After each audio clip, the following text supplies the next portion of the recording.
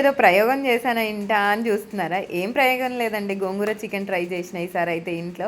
First time నేనైతే ఈ గోంగూర chicken try చేయడం. అంటే తిన్నాను, బట్ ఎప్పుడు మాత్రం ఇంట్లో చేయలేదనమాట. యాక్చువల్గా ఇదైతే నిన్న ఈవినింగ్ మార్కెట్లో గోంగూర తీసుకున్నాను.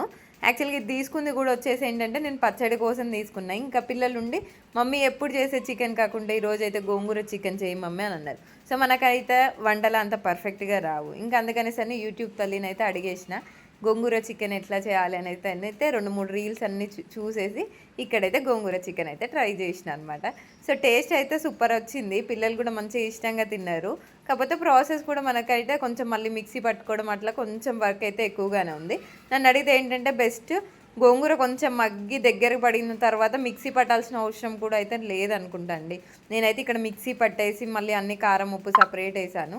సో కొంతమంది ఏం చేస్తున్నారంటే గోంగూరనే మంచిగా నూనెలోనే డీప్ ఫ్రై చేసేసి అందులోనే చికెన్ మిక్స్ చేస్తున్నారు. సో అదే ప్రాసెస్ అయితే ఈజీ అనిపించింది.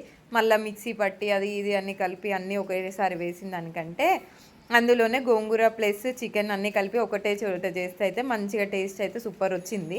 మా పిల్లలు అయితే ఫస్ట్ టైం నా గోంగూర చికెన్ అయితే మమ్మీ బాగా చేసావు, గోంగూర చికెన్ బాగా నచ్చింది, పుల్లగా ఉందని అన్నారు. నేను కూడా తినడం అయితే ఇది ఒక సెకండ్ ఆర్ థర్డ్ టైం. ఒకసారి మా అత్తమ్మ చేస్తే తిన్నాను, ఒకసారి మా ఆయన చేస్తే తిన్నాను అనమాట.